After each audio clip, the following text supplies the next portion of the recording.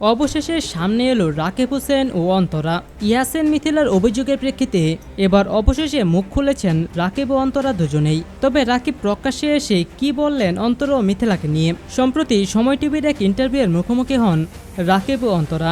সুপ্রিয় দর্শক, আপনারা সকলেই জানেন যে টিম রাকিব গত কয়েকদিন আগে রাস্তায় সবার সামনে মিথিলাকে পেটায়, আর তারপর থেকে উত্তাল হয়ে যায় সোশ্যাল মিডিয়া। সব জায়গায় একটাই প্রশ্ন করা হচ্ছিল রাকিব হোসেন পালিয়ে গেছে, কিন্তু অবশেষে সামনে এলেন রাকিব আর সাফ জানিয়ে দিলেন গুজবে কান দেবেন না। সম্প্রতি সময় এই ইউটিউবারের ব্যক্তিগত জীবন পাবলিকের সামনে ডিসক্লোজ হয়ে যাচ্ছে। প্রথমে মেহেদি, এরপর ইয়াসিন। তাদের কন্টেন্ট থেকে ব্যক্তিগত জীবন নিয়ে সোশ্যাল মিডিয়ায় বেশি আলোচনা হচ্ছে। সর্বশেষ ইয়াসিন রাকিবের টিম থেকে বেরিয়ে যাওয়ার পর দুদিন পরপরই তাদের মধ্যে বিভিন্ন ধরনের ঝগড়া বিবাদ চলতে থাকে, যার চরম আকার ধারণ করেছে দুদিন আগে। সেদিন রাতে মিরপুর 1 নম্বরে মিথিলাকে বেধড়ক মার দিয়েছে রাকিব হোসেনের টিম। মিথিলাকে পুলিশের সামনেই প্রকাশ্যে পিটিয়েছে রাকিব হোসেনের টিম, যেটা নিয়ে তো রীতিমতো শোরগোল পড়ে গেছে সোশ্যাল মিডিয়ায়। হচ্ছে নানা রকমের আলোচনা ও সমালোচনা। গতকাল সময় টিভির এক ইন্টারভিউয়ে ইয়াসিন ও মিথিলা জানান রাকিব হোসেনের পরিবারের সবার নামে মামলা করে দিয়েছেন তারা।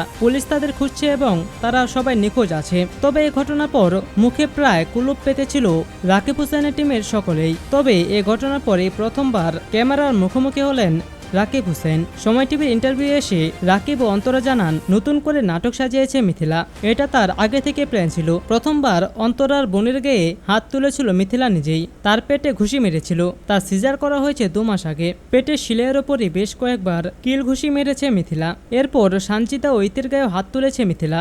আর নিখোঁজ প্রসঙ্গে রাকিব হোসেন বলেন তিনি সবসময় বাড়িতেই আছেন। ইয়াসিন ও মিথিলা মিলে সিম্পিতি পাওয়ার জন্য গুজব ছড়াচ্ছে। এটা তাদের ভাইরাল হওয়া নতুন ধান্দা। রাকিব হোসেন জানান তিনি মিথ্যে মামলার মোকাবেলা করতে চান এবং ভক্তদের উদ্দেশ্যে রাকিব হোসেন ও অন্তরা দুজনেই জানিয়েছেন আপনারা কেউ গুজবে কান দেবেন না। ভিউয়ার্স, রাকিব হোসেন, অন্তরা ও ইয়াসিন ও মিথিলার দুজনের মধ্যে আপনাদের মতে কে সঠিক? টিম রাকিবকে সঠিক করেছে নাকি এখানে মিথিলারই দোষ ছিল?